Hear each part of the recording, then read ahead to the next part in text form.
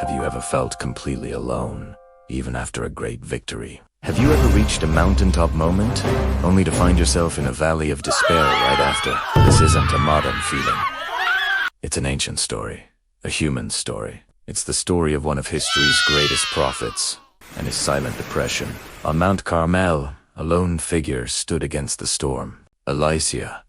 He had just called down fire from heaven, a spectacular display of divine power that left a nation in awe. The prophets of Baal were defeated, the drought was broken, and rain washed over the parched land. It was a moment of absolute triumph, the peak of his faith and power. The crowd roared, the sky thundered, and for a moment, it seemed like everything had changed. But victory can be a fleeting, fragile thing. The echoes of celebration quickly faded, replaced by a single, chilling threat. Queen Jezebel, enraged by the death of her prophets, sent a message to Elijah.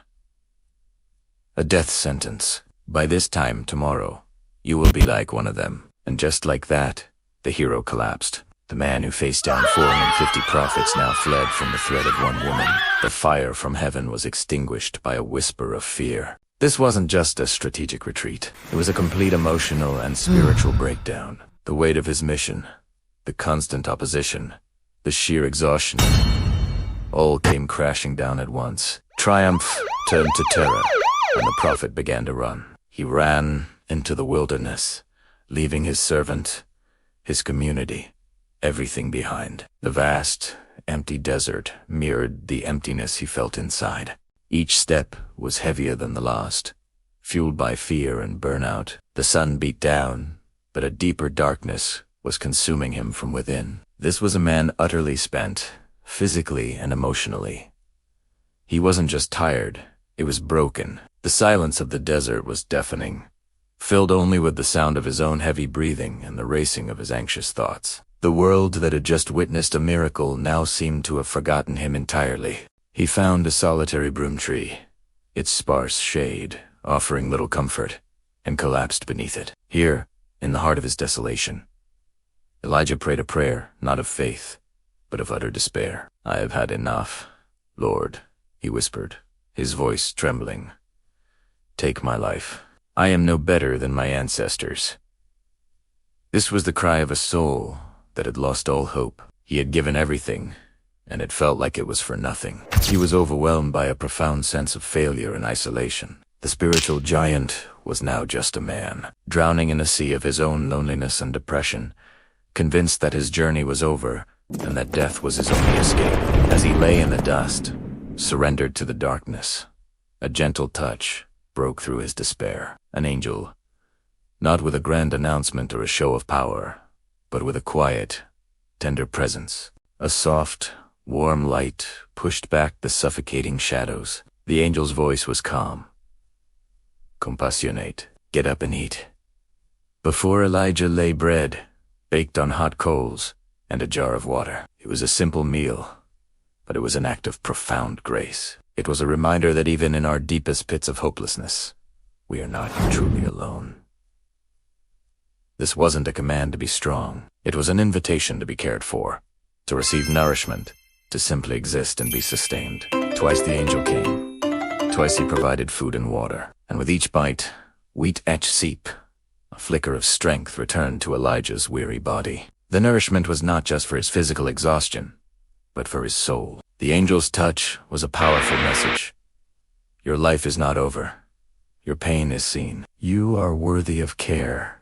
Fortified by this divine provision, Elijah rose. The journey wasn't finished. He began to walk, not running in fear, but moving with a renewed, albeit fragile, purpose. He traveled for 40 days and 40 nights, through rugged terrain and deep silence, drawn toward the one place where God had revealed himself before. The mountain of God.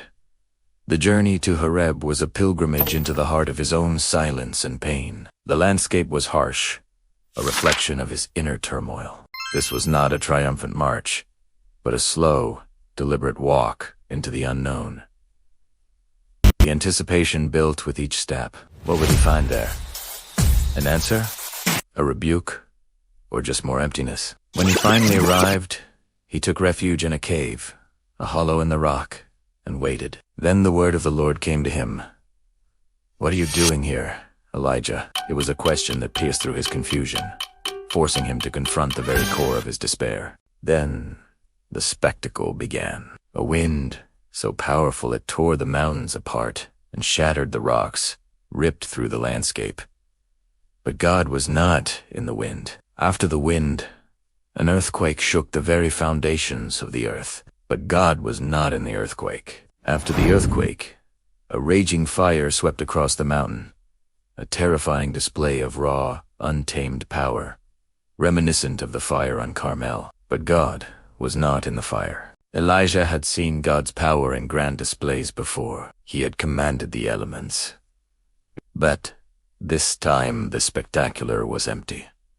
The noise and fury were not the answer he needed. And then, after the fire, came silence, a complete, profound, and heavy stillness.